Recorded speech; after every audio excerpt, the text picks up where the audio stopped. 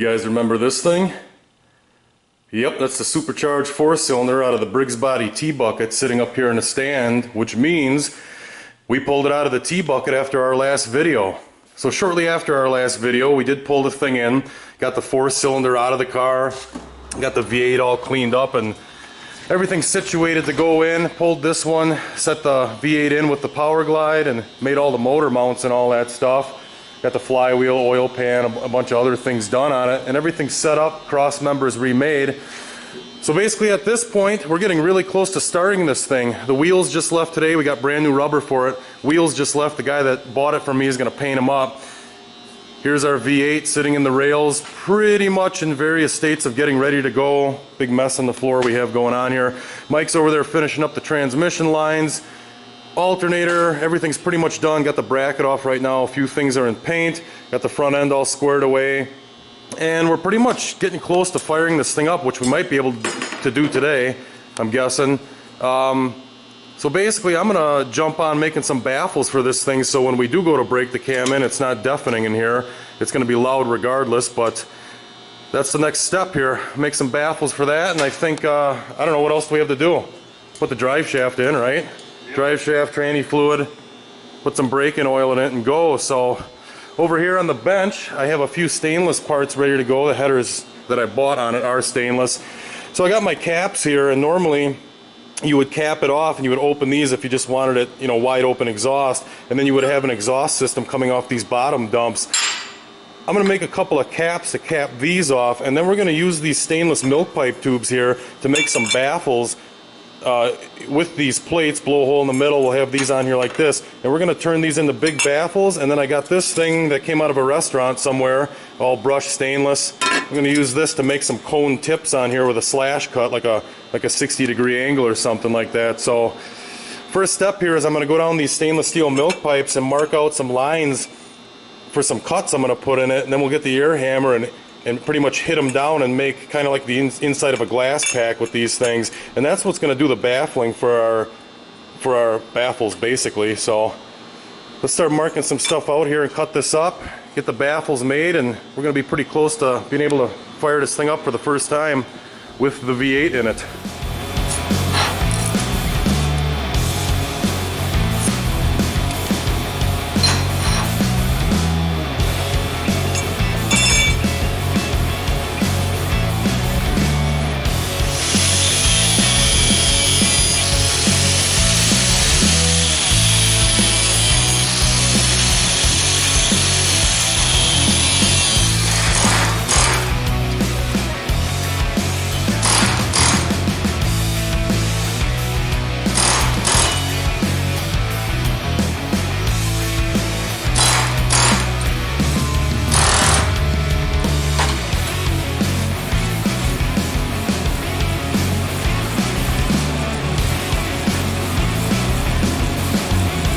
So we're pretty much ready to go back to the plasma table and blow our center holes in the two end caps here. Got my holes drilled around the outside and countersunk really nice. That's kind of like a bypass to come around from the inside on the outside of these when these redirect the gas. These also turned out pretty nice too. Staggered my slashes, hammered them in, and that's pretty much how a glass pack would look inside. So yeah, we'll go pound these holes in here and get these welded up. Then we'll move on to make some tips with this piece over here. Ooh.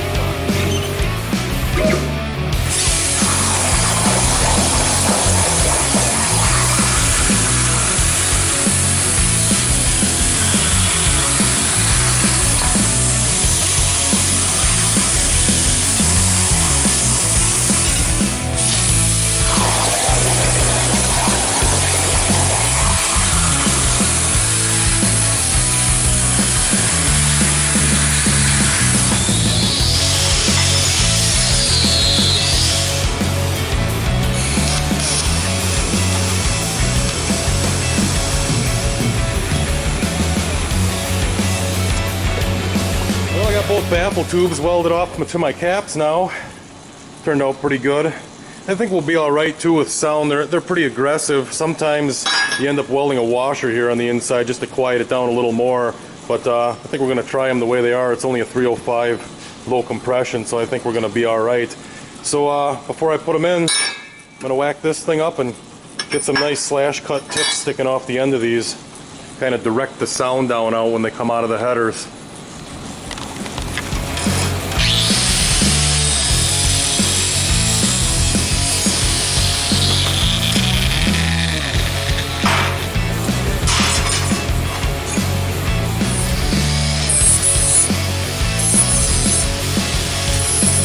Alright guys, well I went over to the chop saw and cut my restaurant stainless steel into 2 chunks here. That'll be pretty good for my slash cut tips to weld on the baffles over there. However, they are just a little bit too big. So what I'm going to end up doing here is I'm going to put a cut down on the short side on both of them, run back to the slip roll, run them through a few times to shrink them up, and then we'll just cut off the overlap here, put a small seam on the bottom side, and then they'll be ready to go on and they'll be able to clear my bolt hole pattern over on the flanges there. So I'll put those 2 cuts in here and go get these shrunk up a little bit.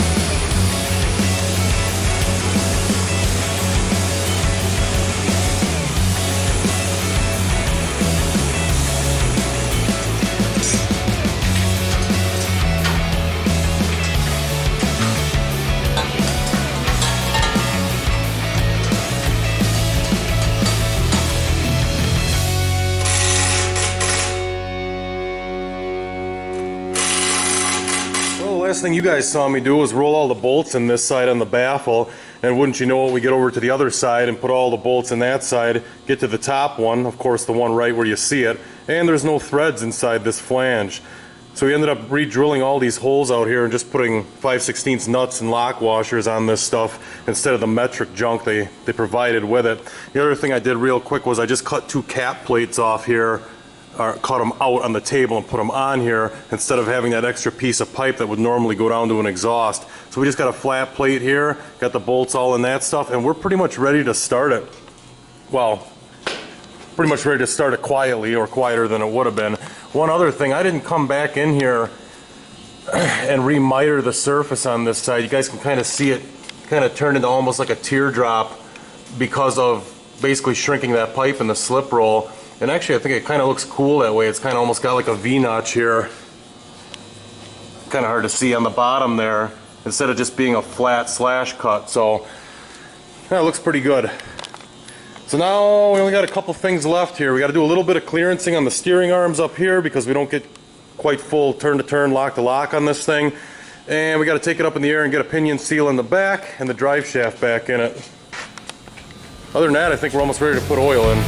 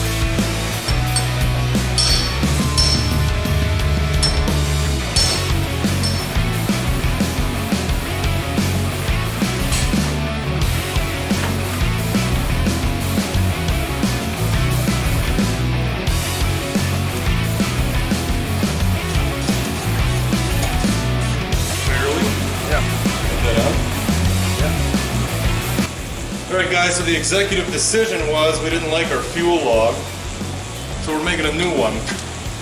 And then we're pretty much ready to start this thing up after putting some oil in and priming it. This being the fuel log that came with the kit. Inlet, 3 outlets. But the placement of it always left one hose where it was bent too tight and you ended up with a kink in the hose. So Now we're making the longer fuel log. It's also Space the similar hoses to the out. intake. Yep.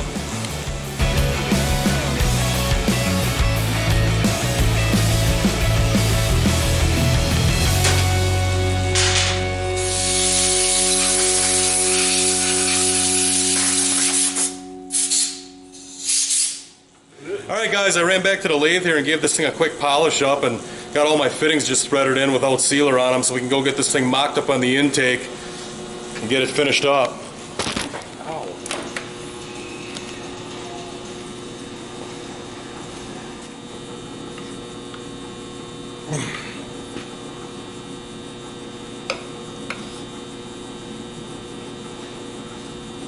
Alright guys, so we left off last night drilling and tapping some stuff for our new fuel rail.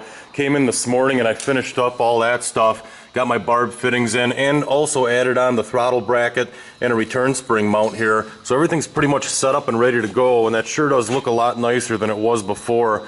It's kind of cool to incorporate the brackets and everything into the fuel log and just have one setup for it. And the hoses come down a lot nicer and aren't getting pinched off. So we're pretty good on that. Got oil in the engine. Just ordered some transmission fluid yet, just put a gallon of antifreeze in the radiator, and we're pretty much ready to pull the distributor and start priming this thing up for our first start. Also this morning Mike got the tires mounted on the new green rims, and we're also waiting on 10 lug nuts for the front yet so we can get the center caps and stuff on the front. So yeah, we'll pull that distributor and do a little priming.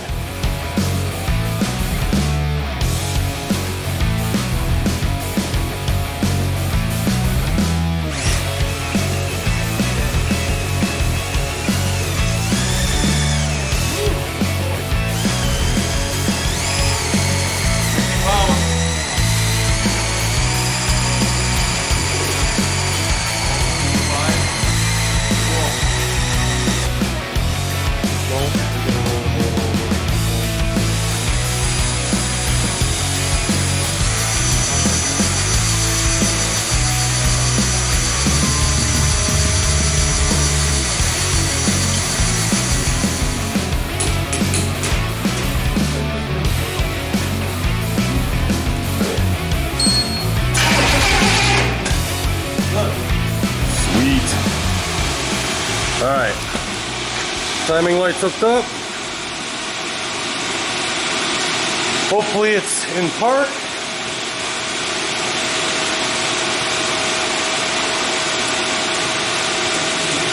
No fuel in there yet. I hope the accelerator pump's not bad on that.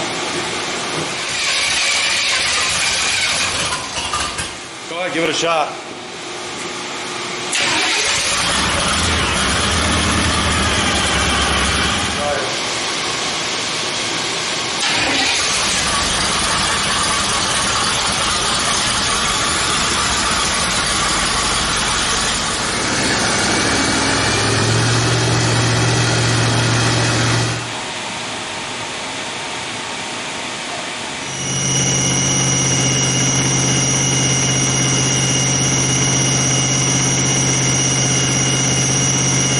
Alright guys, well, we made a couple of runs on this thing, getting the cam broke in here. Probably got about, I don't know, 11 minutes in. Probably halfway there. Getting a little hot on the gauge, about 200 right now, so we're going to let it cool down one more time. We do have an issue with our timing though. The balancer is not marked right apparently, because we checked it a couple times. We didn't bring the piston up and look in the bore, but we brought it to top dead, or what we thought was where the mark is, and the timing is not coming out right with the gun. So basically just turn the distributor by ear, and I think after all this cools down we'll probably look in there with the borescope, get it all the way up on the compression, and verify that that mark is in the right place on that harmonic. Other than that, I think it runs pretty good. So we'll wait a little bit more and do some more cam braking. I think that's what we need for the shifter linkage underneath. Good. Fire this thing up. Watch the temp.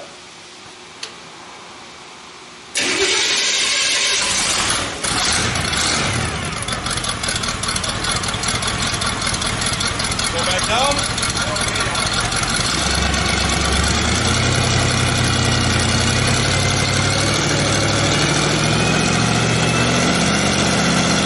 Alright guys, we're pretty much wrapping up the day here, and we got the cam broke in. Everything seems to work out pretty good. We did a little bit of adjusting on the shifter linkage and the neutral safety switch. Well, that was before actually, but we got that fixed. Bled all the brakes, fixed a couple leaks, and just topped the transmission fluid off. So we do have a few things to do yet on the suspension and the steering and measure out the alignment, but I think we're going to pull this thing outside and take it for a ride with the new engine and see how it is. Let's see if the battery starts. What's that? Let's see if the battery's got enough juice to start. I hope so. Me too.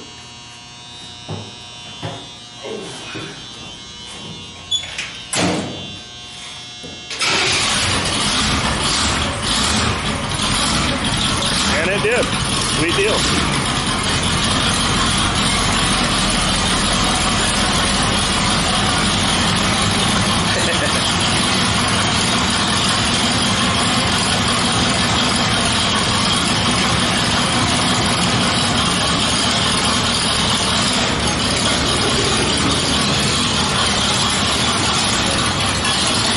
Straighten it out. Straighten it out. Yep, you're good.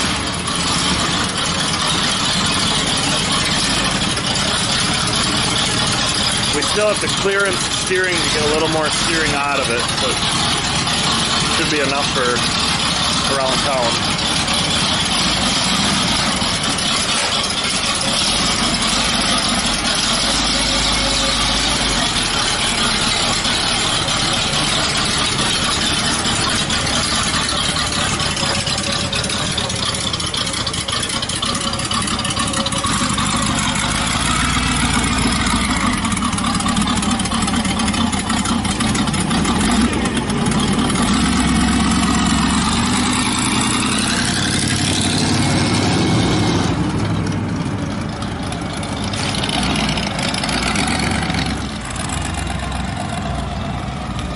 Boy, them lime green wheels actually pop.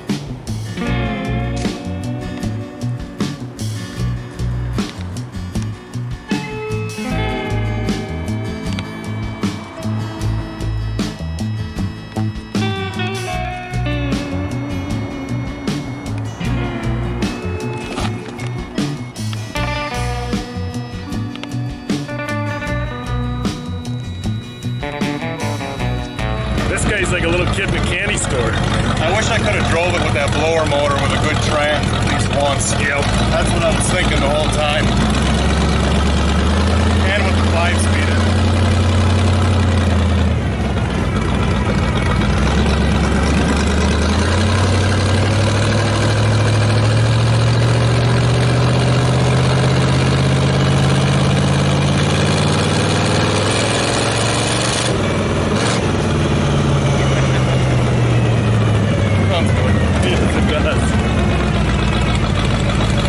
That mark is? I mean, what are we at, like 195? Oh, 190. The mark is 190. So you're at like